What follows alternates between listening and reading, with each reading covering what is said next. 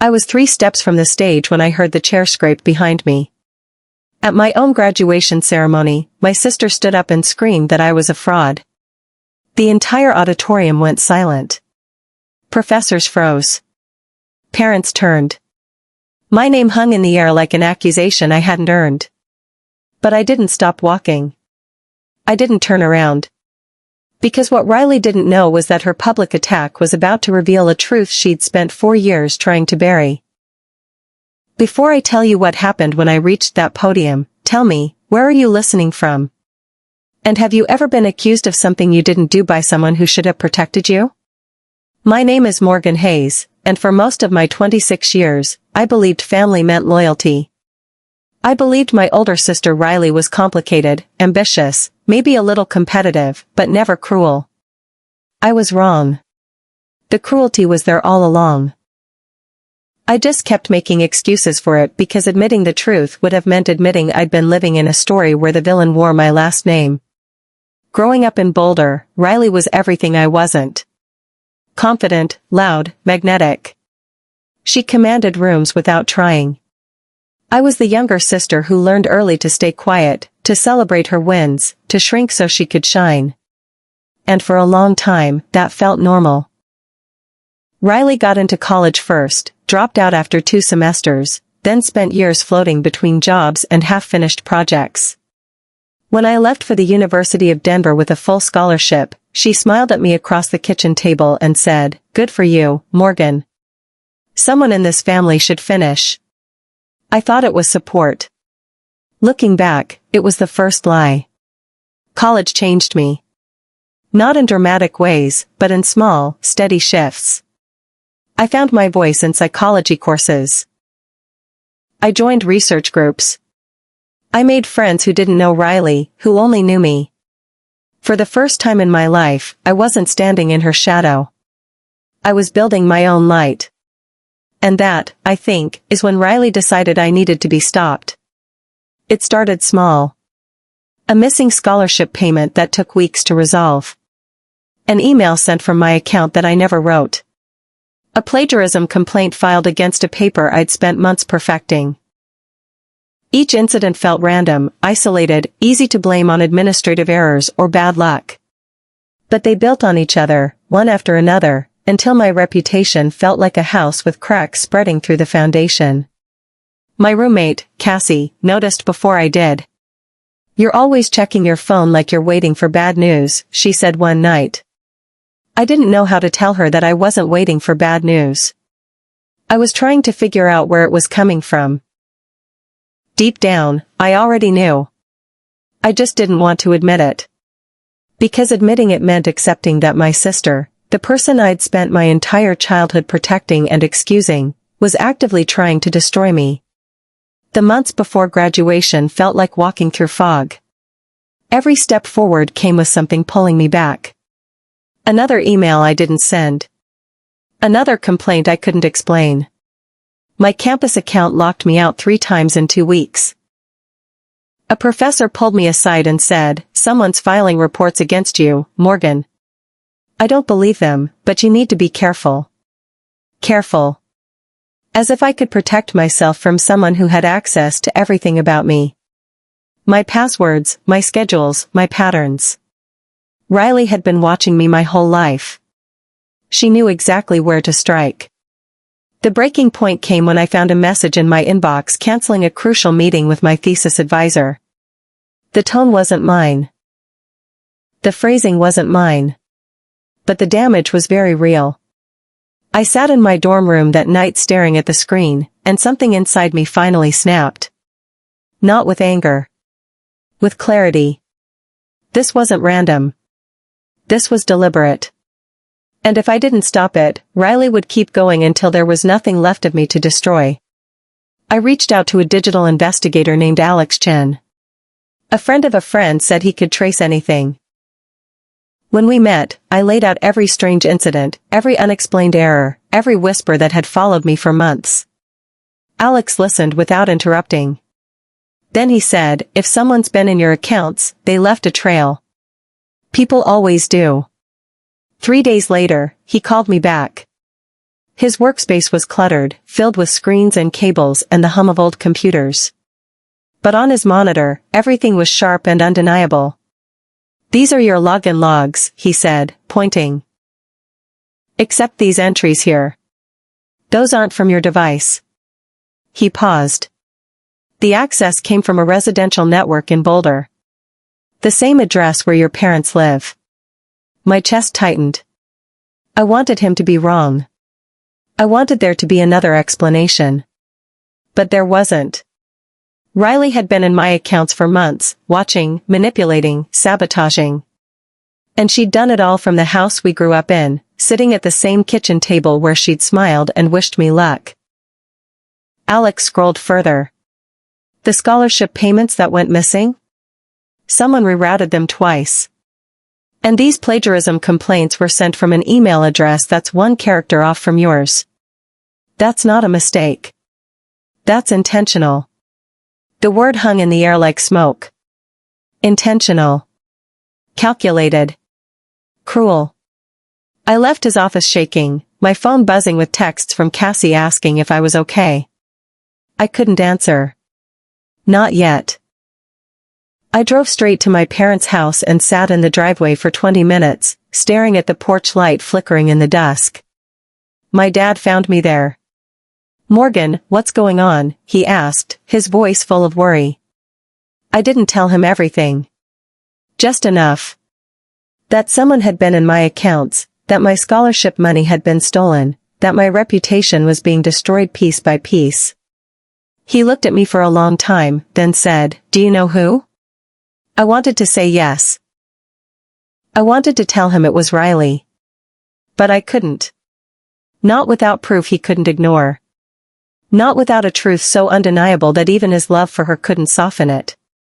So instead, I said, "Not yet. But I will." That night, I contacted an attorney named Diane Foster. She reviewed everything Alex had found and asked only one question. "When do you want this to stop?" I looked at her and said, "Before it destroys more than just me." Diane filed a formal complaint with the university.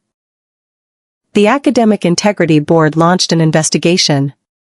And suddenly, all the scattered pieces of evidence I'd been collecting, the login logs, the rerouted payments, the fabricated emails, began forming a picture Riley couldn't talk her way out of. Graduation was 2 weeks away. I printed every document, sealed them in an envelope, and tucked it into the lining of my graduation gown. I didn't tell Riley. I didn't tell my parents. I simply prepared for the moment when the truth would finally speak for itself. The morning of graduation, the sky over Denver was cloudless and bright. I dressed slowly, smoothing the fabric of my gown, adjusting my cap in the mirror. My hands didn't shake. Not anymore. They had the steadiness of someone who'd stopped running and started standing still. When I arrived at the auditorium, the air buzzed with excitement. Families hugged. Students posed for photos. Faculty lined up in their regalia. Everything looked normal. Celebratory. Safe. But underneath it all, I felt the tension coiling like a spring wound too tight. My family arrived together. My mom waved at me, her smile bright and proud. My dad hugged me, lingering in a way that told me he sensed something was coming. And then there was Riley. She walked in wearing a white blazer and heels that clicked against the tile floor. Her makeup was flawless. Her posture was too perfect. She wasn't dressed like someone attending a graduation. She was dressed like someone performing. She scanned the crowd, her eyes sharp and hungry. When she saw me, she smiled. It wasn't warm. It was the smile of someone who knew exactly what they were about to do. "Big day," she said, her voice smooth. "Yeah," I replied, keeping my tone even. "Huge." Her smile flickered, and for just a second, I saw the plan in her eyes. She hadn't come to celebrate. She'd come to strike. I took my seat on the stage with the other honors students. From up there, the crowd looked like a single breathing organism. The lights were warm on my face, and a strange calm settled over me. Dean Harrison met my eye from his seat. We'd spoken the night before. He knew everything. He gave me the slightest nod. The ceremony began. Speeches, applause, music swelling and dipping. My name was alphabetically toward the middle, which gave Riley plenty of time to decide how she'd ruin the day. And she took it. I heard the scrape first. Her chair snapping backward. Then her voice. She's a fraud. The words sliced through the auditorium like a blade. Conversation stopped. Faculty froze. Phones lifted, bright rectangles capturing the spectacle. Morgan Hayes cheated her way through this degree, Riley shouted, standing tall, pointing directly at me. She lied. She manipulated professors. She doesn't deserve that diploma. The room erupted in whispers. Hundreds of faces turned toward me, their expressions shifting from joy to shock to something more complicated. Concern. Confusion. Judgment. I stood. Every step down the aisle felt deliberate. The click of my heels was a kind of countdown. Students shifted to let me through. Some whispered. Some stared. A few looked away, as if my humiliation might be contagious. But humiliation wasn't what I felt. It was purpose. When I reached the dean, the room was still pulsing with Riley's accusations. But his voice, when he spoke, was calm. Morgan Hayes, he said, holding out my diploma. I accepted it, lifted my chin, and leaned in just an inch. It's under my seat, I whispered. Envelope marked R12. He didn't flinch. He didn't ask for clarification. He simply smiled, small and knowing, and nodded. That nod was the quiet beginning of the end. Behind us, security moved discreetly. A faculty member approached the row where Riley still stood, chest heaving, makeup cracking under the heat of her performance. She didn't realize the room was no longer hers. As I walked off the stage, the energy shifted. The whispers changed. A woman in the second row lowered her phone, frowning not at me, but at Riley. A professor shook his head. A reporter for the campus paper leaned forward, scribbling notes. Riley sensed the change. What? She barked, her voice wobbling. You all saw it. She didn't deny anything. She just stood there. But the crowd wasn't with her anymore. They'd seen me walk, calm and steady. They'd seen the dean nod. They'd seen Riley unravel. Security reached her row. One of them spoke softly, offering her a choice. Leave quietly, or be escorted out. Riley didn't do quiet.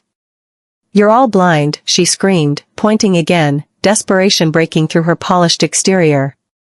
She's been lying for years. But no one was listening. Not anymore. Security gently guided her toward the aisle. It wasn't forceful. It wasn't harsh.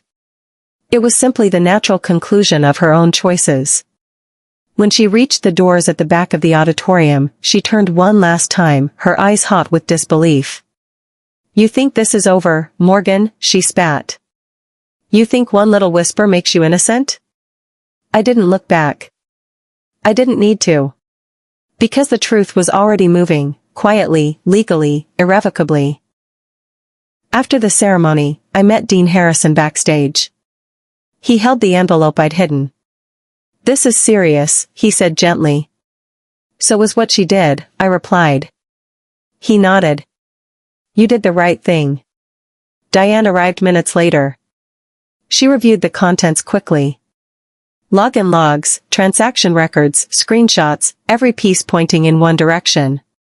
She won't be able to spin this, Diane said. Not in front of the academic board. Not anywhere. The investigation launched the following morning. By the end of the week, Riley was banned from campus pending review. 2 professors came forward with suspicious emails they'd dismissed earlier. The scholarship office traced rerouted payments directly to accounts tied to her devices. And when Alex submitted his digital report, the board didn't need more than a single meeting. Riley's sabotage was undeniable. Her outburst at graduation, the very spectacle she thought would destroy me, became the clearest evidence of motive, obsession, and malicious intent. In the weeks that followed, the academic board issued its findings. Riley had accessed my accounts, redirected scholarship payments, fabricated emails, and attempted to interfere with my academic standing. She was officially banned from campus and referred for civil action. When Diane filed the restitution claim, the evidence was so clean the negotiations barely lasted 2 hours. My parents didn't take it well. Shock first, then denial, then quiet acceptance when the paperwork left no room for imagination. My dad called one evening, his voice heavy. "I should have seen it," he whispered. I didn't blame him. Riley had always known how to hide in the spaces where love blurred into assumption. I moved to a small apartment in Fort Collins soon after. Nothing fancy, but sunlight poured through the windows every morning.